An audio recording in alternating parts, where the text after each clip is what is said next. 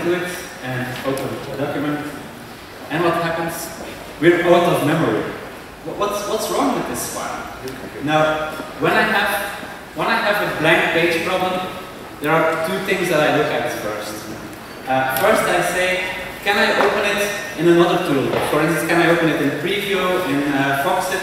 And if I see something in Preview and Foxit and not in Adobe Reader, then I check the file size, the size of the page.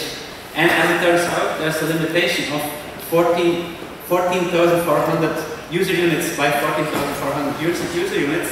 But not all PDF producers think of that limitation. So you have files that are bigger.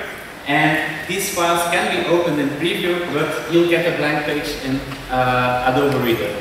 Another thing I look at, if it can't be opened anywhere, a blank page document, then I open the document in a text editor, like in Notepad++.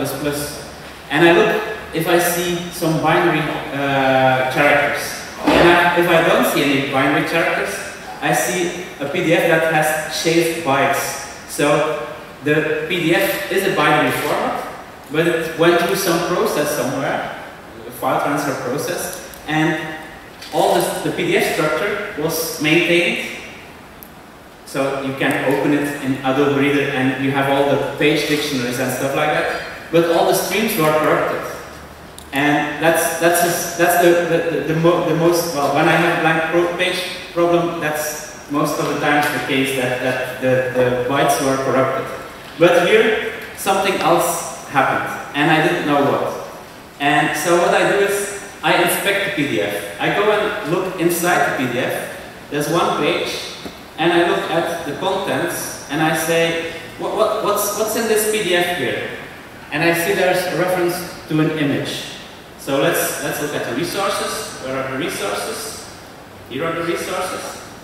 And yeah, there's an image inside the PDF. Now, what happens?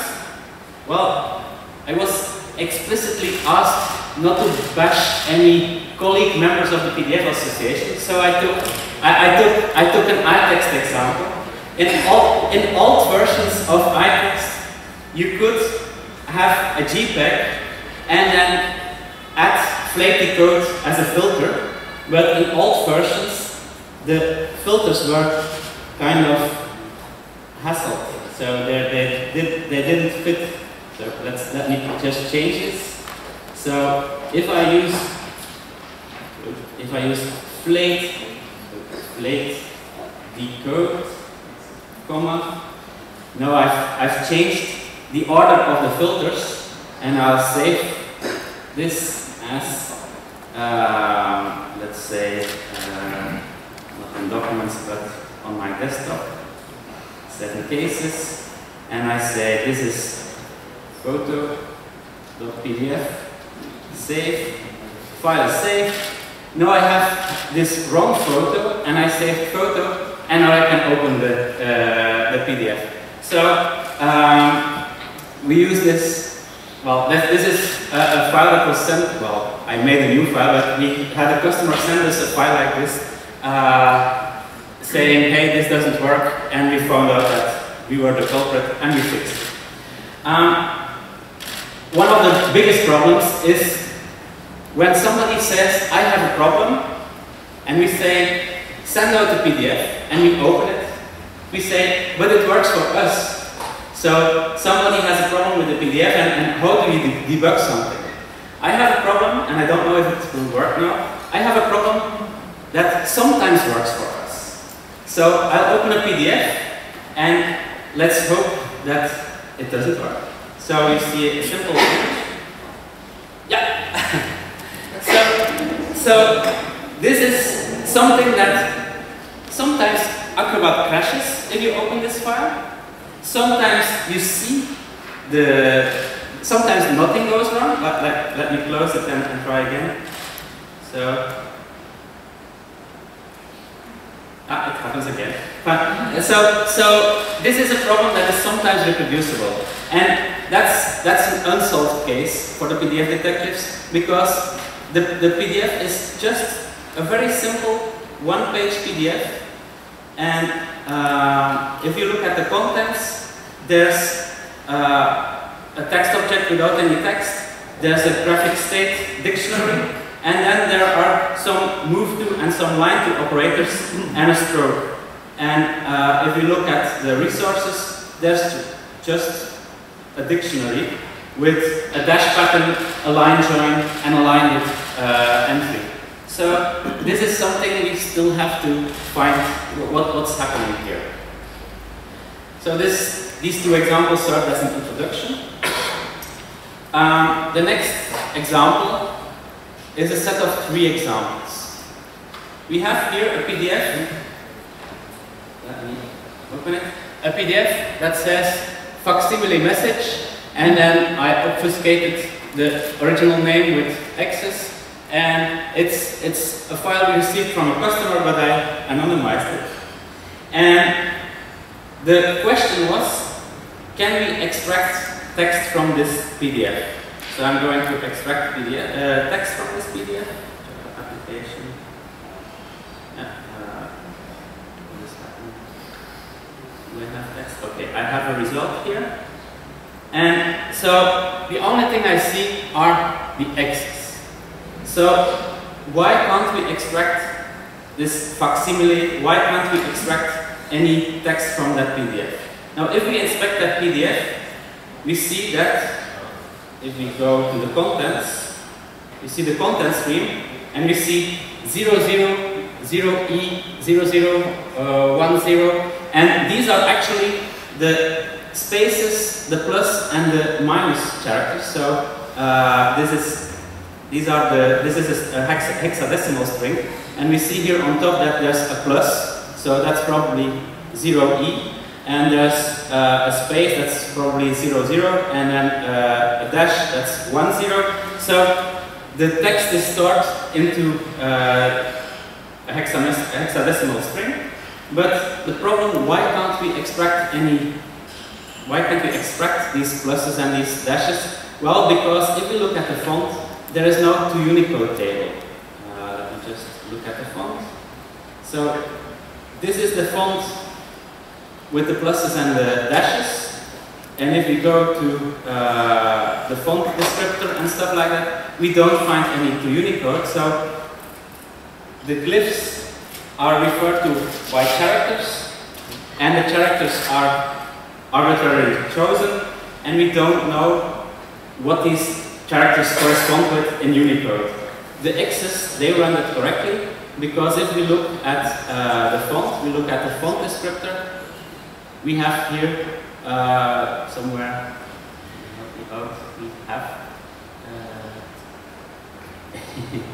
we have a to Unicode somewhere there. Right there. Here he is. We have a to Unicode stream. So this is why we could extract the X's but not the text. Let me take example 2. Example 2 has some normal text, some Helvetica text, and some Arial bold with encoding identity H, some French text with a CD, some Bosnian text with a special character here, some Russian, some Greek. If we now change this to example 2 and we extract the text, okay, as we look at the result, okay, along l'image de fiançailles, the Bosnian text, the Russian text, the Greek text. Why can we extract this correctly? Well, if we look inside the PDF, we go to that text, we say contents stream. So we have here a very long engagement. We have here the double byte glyphs, where we have, for instance, un. So this is the character for n, the double character for n, un long, dimanche, de fiançailles. And how do we know that this is un long dimanche de fiançailles? Because there's this to Unicode structure in the PDF. Now, example 3. Example 3 is a financial document. Good faith estimate. It was made for a title company, I think. And let's see, before we extract the text, let's take a look inside. So I do inspect PDF, I go to the first page, I go to the contents, the content stream, and I need to scroll,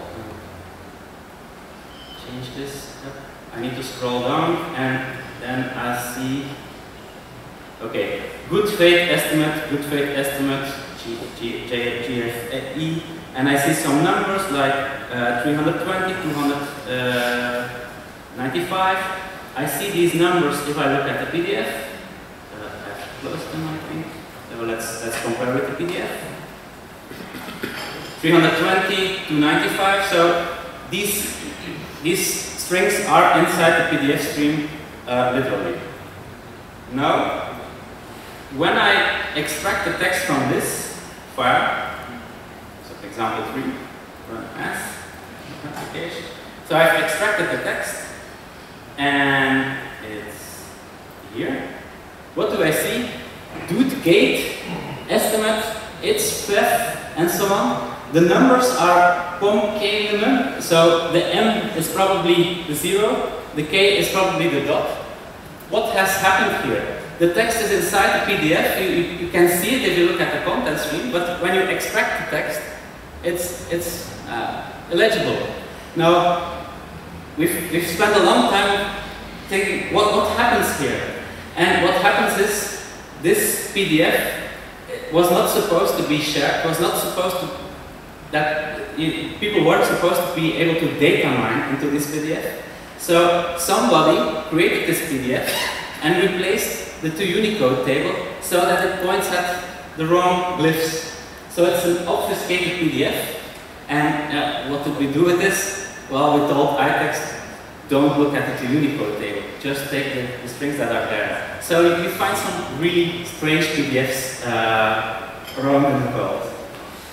I'm now going to give the word to Mark, who has some more examples. Okay, this is my part of the presentation, and I'm going to show you some PDFs and talk about issues with the PDF file format. First of all, I would like to thank Bruno for involving me in this talk, especially as I'm a relative newcomer to the PDF market. I've only been doing PDF since 1999, whereas I believe iText was originally used by Gutenberg for his Bible in the 1450s. iText 1, I think that was. So thank you very much to Bruno for involving me. I do a mixture of open source commercial stuff. We do a PDF viewer. We're currently converting PDF rates to not 5, which means that we spend an awful lot of time taking parts and PDF files and discovering all sorts of interesting things that Adobe have hidden them for us. We actually do quite a lot with iText because, more by accident and design, we've ended up in complementary spheres. Or as we put it bluntly at our company, you have to be mad to try and build a tool to create and edit PDFs. And I believe iText has a similar expression about viewing and composing. So what I'd like to do is to talk about the PDF file spec and show you some examples of what I'm talking about. Before I start tackling the PDF file specification, I have to confess tremendous respect for John Warnock and his team. They've created a file format that 20 years later we're finding, over 20 years later, we're finding faults with, but we have not come up with anything better. So it has done, for its minor issues, it has done really well. When you're thinking about the PDF file format, I find it helps to regard it more as an aspiration rather than an actual technical format. It's something that makes our job more interesting. With hindsight, if you were going to redesign the PDF file format, I think you would want to make it far more strict in future. I'm sure you've come across some common examples of issues in PDF files. The true type fonts, which are all Mac encoded, unless of course they are Win encoded. You have to check the data and see whether it's right. You can also do strange things like using patterns to draw text, and the users complain that they can't find any text in the document. My current bugbear is we were looking at some embedded fonts in the PDF last week. We came across a table which the spec says has an even number of values.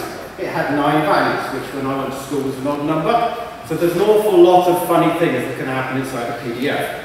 You also find that when you hit a PDF tool, they have their own little tricks or techniques. So some PDFs will colour the background by doing a single pixel and blowing it up to full size. And you have to write code you have to make sure your code can handle all of these different scenarios.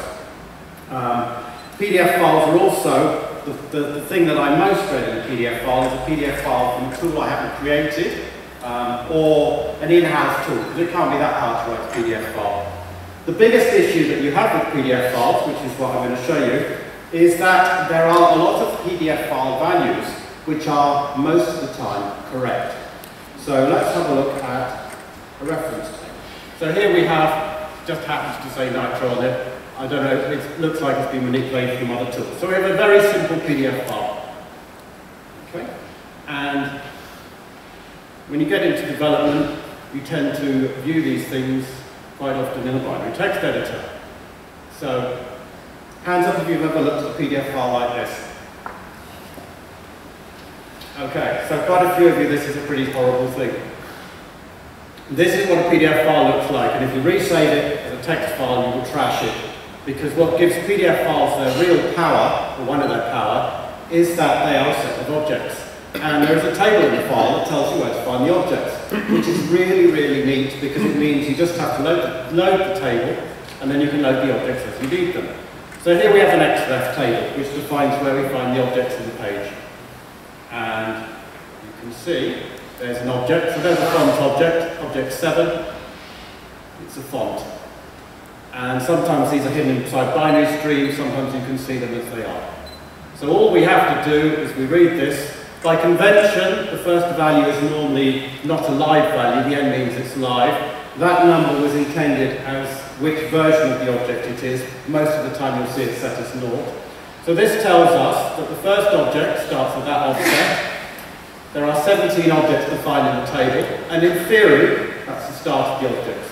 So object 2, for example, starts at byte offset 15. So let's go and have a look at the start file. And we can see, as with any PDF file, the start tells me which PDF format it is, and byte 15, lo and behold, object 2. So if I need to load object 2, I can read it very easily from the file. Okay, that's fine, until we hit object 2, object 3, object... Okay, object 5, the reference table points to the start of the file, which obviously is incorrect, because the start of the file has no object at it. The start of the file tells you it's a PDF file. So here we essentially have an entry which is incorrect. The rest of them are all correct, but what you have to do in the PDF world is check that your values are correct a lot of the time. Let's have a look at a contrasting one. Okay. Nice simple file. Notice it's asked if I want to save it. One of the problems we have developing well, not problems, but one of the things that makes developing a third-party library very interesting is Adobe has an awful lot of very clever software to correct errors in files. Most of the time the users don't even know it, but it means we have to try and be as capable as they are. So let's have a look at the table here.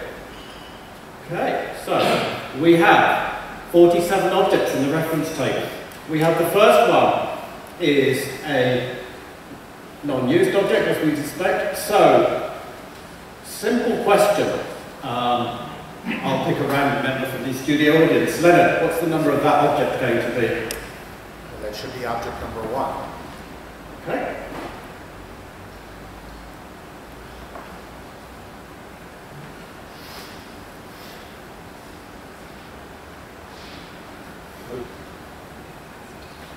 It's actually object reference number 0. So again, another example where the data isn't actually correct within the PDF file, and what is irritating a lot of the time is 99% of the time, the files are perfectly correct. And as Leonard says, that should be object 1. Adobe, when I opened the file, automatically detected it and spotted it and fixed it.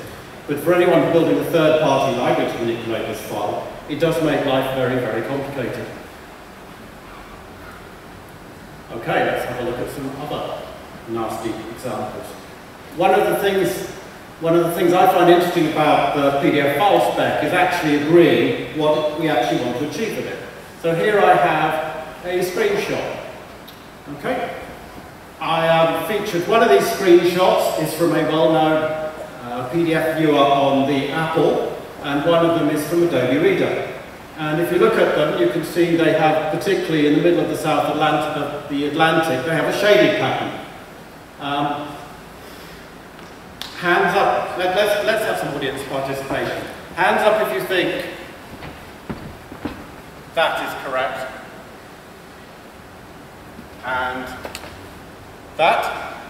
I saw no hands there. Let's try it again. If you think that's what we should be producing in a PDF, put your hands up. And if you think that's what we should be producing in the PDF. Okay.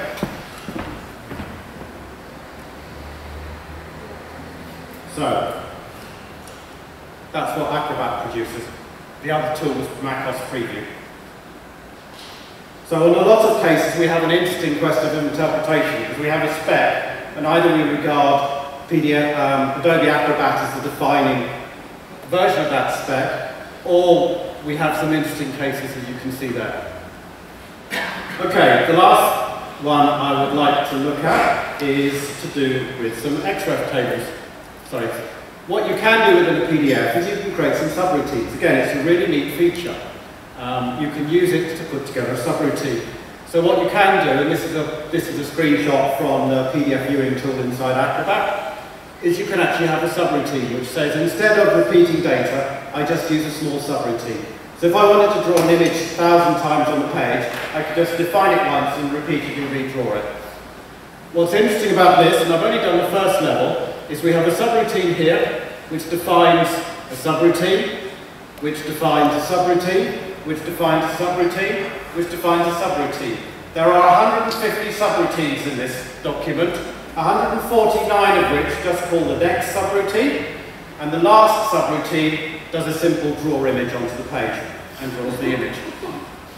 So it's actually introduced a huge amount of complexity into the file because every subroutine has its own resources, its sub-objects, its graphics state, and you have to draw all the way through to those until you finally get to the image. So that's an example of a rather odd XREF form. Again, the beauty of PDF is it allows you to do anything. What's interesting is that sometimes it's just a little bit tricky to make use of it. Okay, this file has an error. It's a very simple file. Okay, just print some text on the page. And what it's actually doing, again I've got a screenshot here, is this file has a subroutine. The subroutine is called x0. And the subroutine calls, it's x0. This subroutine calls itself. So when you actually go to the subroutine object, there is no x0 subroutine defined inside the X form. So either, depending on how you would interpret the spec, either it will use the global subroutine object, which is itself, and end up trying to recall itself, or there is no entry, in which case it's a pointless having that file within the data. Okay, to finish with, I'd like to mention one of my least favourite issues, and Bruno can actually tell us why this is quite a cool one to see. Okay, it's a fairly standard file, nothing particularly clever about it. If you look at what the data contains, it has what we call an inline image. And I hate inline images, and the reason I hate inline images is because in a PDF file, an inline image will have a start of, we'll have a start of the inline image data, which will be BI.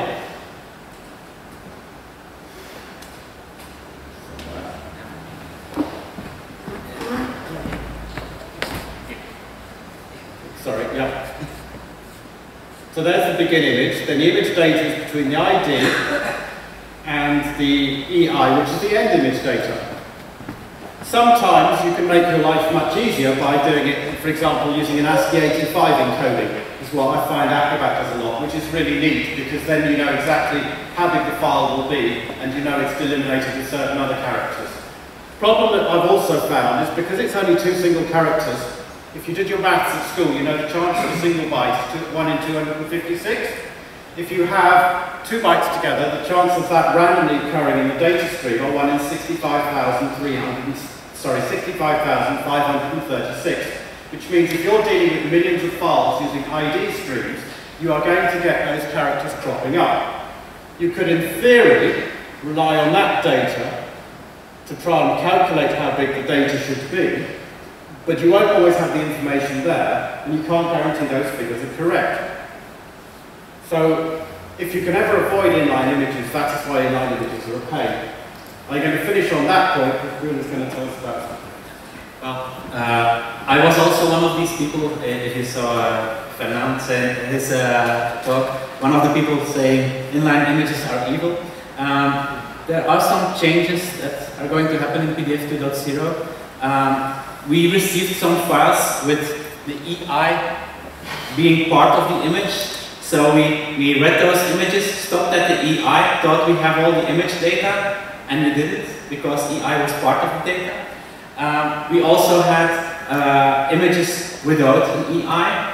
So where do you stop there? How do you know where to stop? So in PDF 2.0, there will be an extra value there in the set here. There will be a value. There will be an L value that tells you the length, the number of bytes, so that if you encounter that L value, you know how many bytes to read, and you don't depend on the presence of EI.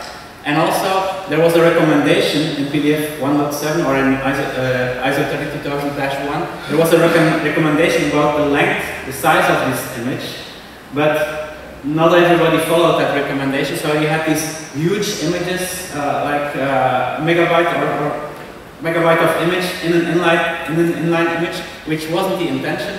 And so the L value will be introduced, and there will be a shall. The value shall not be longer than how many bytes? 5,000 and so on bytes.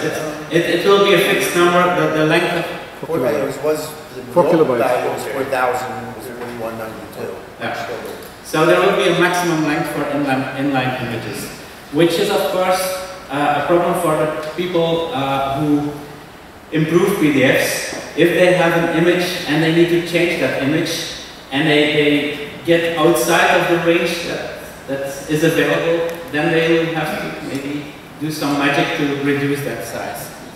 But in any way, like Fernand told us this morning, inline images should die. How much? I have here a broken form. It doesn't look like a broken form because I can fill it out. I can fill stuff and fill out the form. And that's already a sign that something is wrong with that form. If Acrobat wants to save it, now if I want to fill the data in that form, so I'm going to say fill out the data. Yes. I should have a filled or broken form filled. Yes. I tried filling out that data. I'm not going to show you the code, but trust me, I want to fill out data here, and nothing happened. Actually, when I look inside the broken form, inspect PDF, and I look at the form structure, I don't have any fields. So if we have the Acroform dictionary and we look at the fields, there are no fields. What happened here? Somebody copied a page, copied the widget annotations, but didn't copy the field array correctly. So we need to fix this form. Let's fix this form.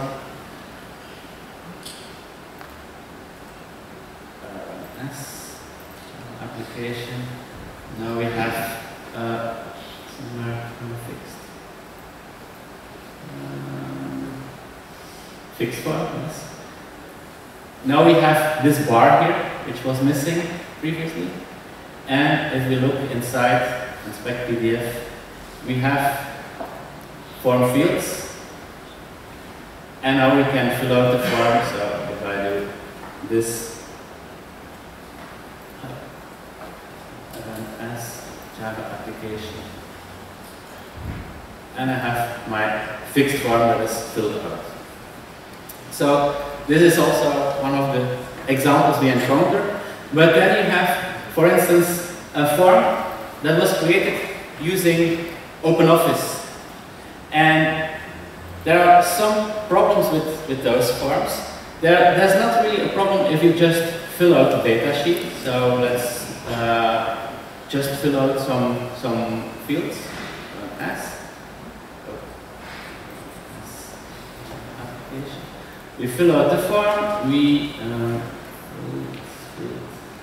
here. Okay, this works. The form has been filled out, but it's still editable. Now I'm going to flatten the form. So I fill it out and I take away all interactivity.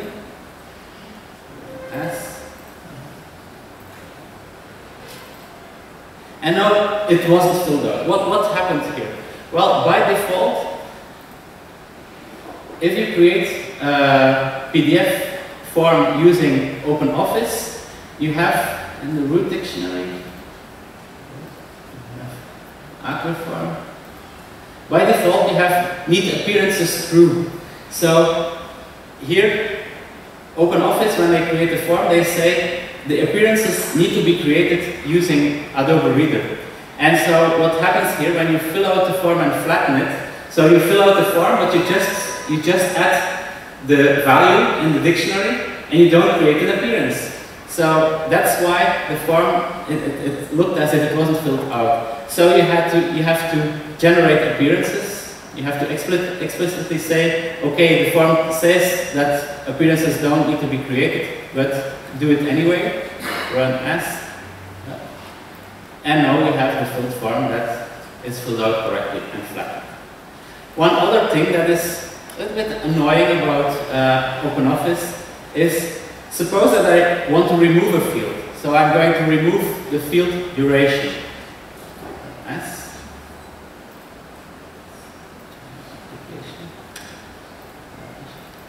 So I remove the field duration, and then we have people saying, hey, but the field is still there, even if you say we won't flatten. We won't flatten.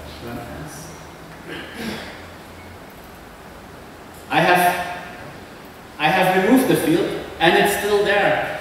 Well, it isn't there. You can see this when you highlight the existing fields. What is there is the border of the field was added into the content stream. It's not part of the widget annotation. So that's one of the difficulties when creating forms with OpenOffice. They add stuff that belongs to the field, to the widget annotation. They add that to the content stream. And so it's very hard if you want to remove this border. It's very hard. You need to go straight into the content stream and write a new content stream. So I had expected that Murphy's Law would strike and that we would need more time for examples. So I kind of run out of examples, but maybe we can discuss about other problems. Do you have some more stuff you can share, or people from the class? I could like to show people, which I skipped from the original one, is some interesting things to happen with the reference tables. Because one of the problems, as I say, one of the problems we have with the PDF file format is, in a sense, it's almost too powerful and it's too flexible. So what you will often find within a PDF object, and again, it's quite useful if you've never seen a PDF object, this is what it looks like in raw. So you will have the object number, you will have the generation number, which was an idea that we could replace objects. I have seen very few files with that in. Then you have the object definition. Then you will, for some objects, have the object dictionary, so you have type and root, subtype, base font.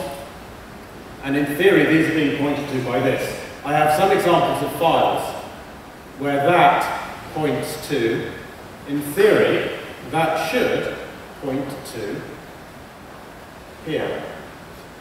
Start at the object. I have seen some PDFs where it points to here.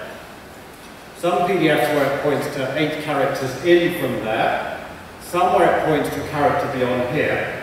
One of the problems we get in the PDF world is because people write in-house code to generate PDFs, and they open it in Acrobat, and Acrobat prepares it.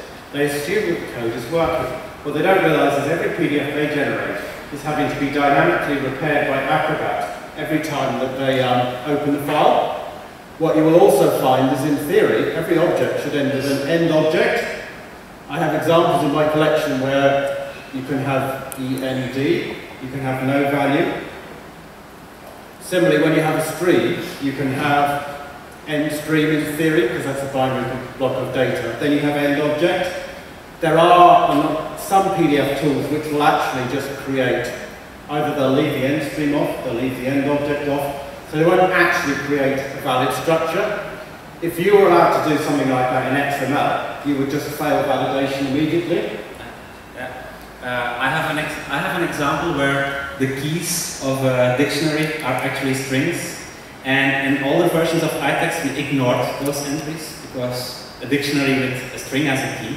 And well, we ignored them because we didn't know such PDF existed. So now, in the recent version, we throw an invalid PDF exception when we encounter a key that isn't a name. And now we get kind of bug reports saying, hey, this used to work in the past and now it no longer works. So it's always a trade-off. Should we ignore that or should we throw an exception? So now we have this debug mode variable where we can say, hey, the debug mode is false by default, so we will throw an invalid PDF exception, but you can change it to true, and if you set the debug mode to true, then we will ignore everything, and we use this debug mode true in the tool we use to inspect PDF. So if you see me do inspect PDF, so if I do something like this, that's our iText-driven RUBS, it's reading and updating PDF syntax. This is the tool that runs in debug mode. So, for instance, what's the PDF with the 0, object 5, the 0, number 2? So if we open this, this is in debug mode, we don't throw an exception, but we see that, okay, look, object number 4, what's object number 4? Yep. So object number 4 is ignored here, because it points to a zero byte pointer. So that's always a trade-off, and I can imagine that Adobe makes that trade-off too. In the past, you didn't have this, do you want to save this file when a PDF, for instance, I had somebody who created manually a PDF where he didn't have the right characters in the xref stream. So everything before xref was okay, but the xref stream he had not the correct end sequence. And so it opened perfectly in Adobe Reader, but when he closed the document, it said, do you want to save this PDF? In the past, you didn't have it, so it's always a trade-off. What do you do with invalid PDFs? One of the particularly nasty examples we have is where you actually have, you can embed a PDF inside another PDF, and you can have it as an encrypted stream. So potentially you can have a block of PDF data where all the references aren't correctly ended. They're getting at you. I won't call you here, I promise. All of the objects within the PDF don't have a standard object, end object, and the length string is set incorrectly as well. And it's actually a block of binary data within another object. That gets interesting. This file is also interesting because if you go to the structure, Structure tree is a tag PDF, so that it's not right. PDF.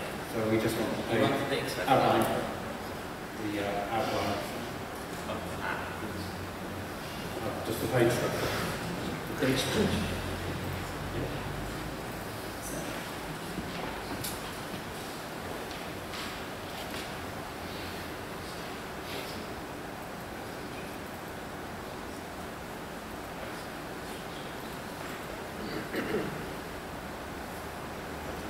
I'm looking for this one.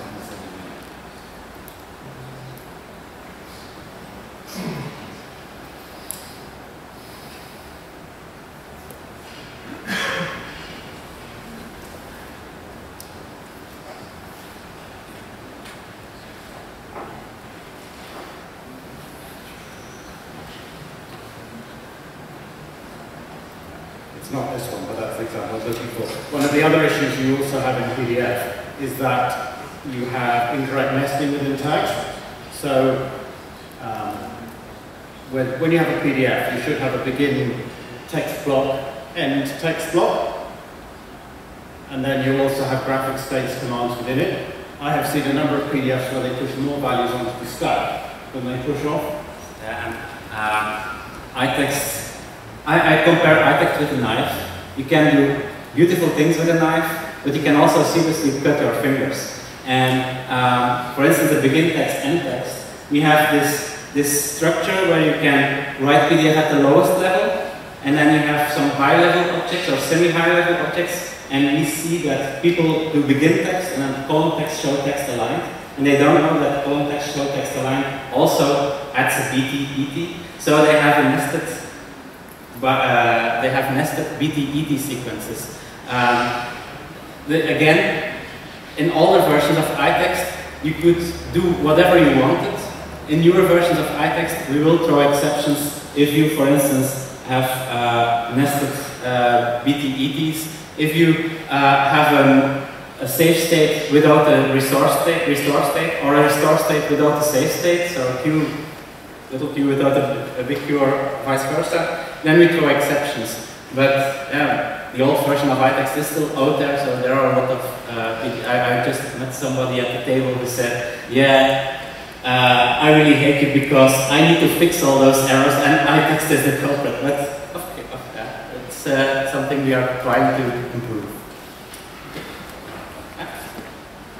Just to open this one as well.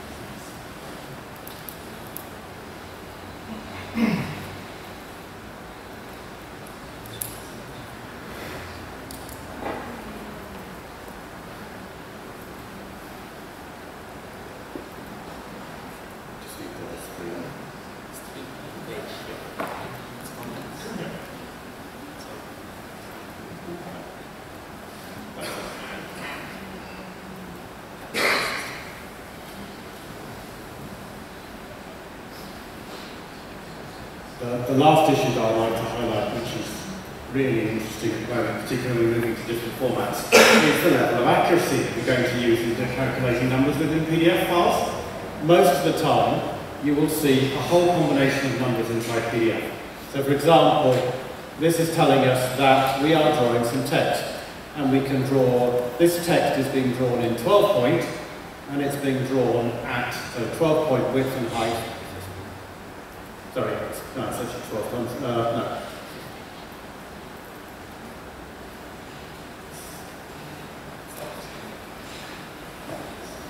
That's the scaling. The scaling, okay, sorry. It's a one scale. It's a Correct. Right, you're setting the initial font size It's to one scale. yeah, it's a 1 point. You're fine. Yeah. What makes this interesting is here we're working in int values. Here we're also working at int values.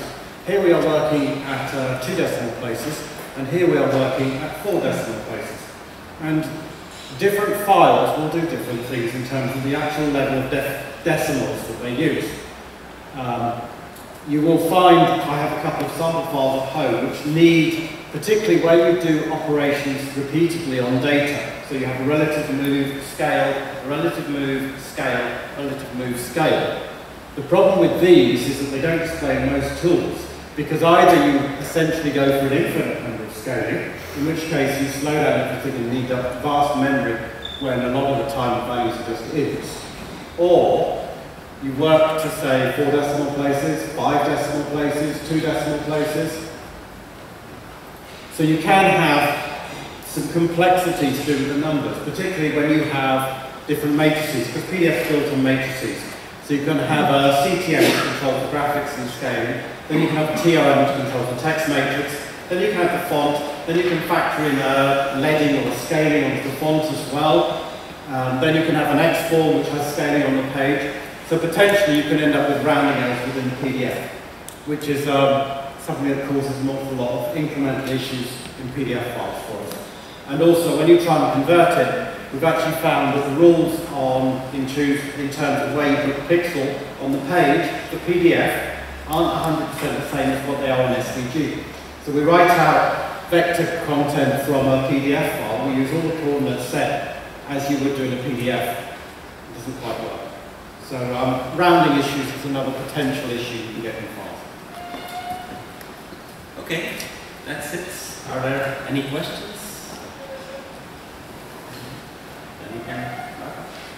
Bruno and Mark,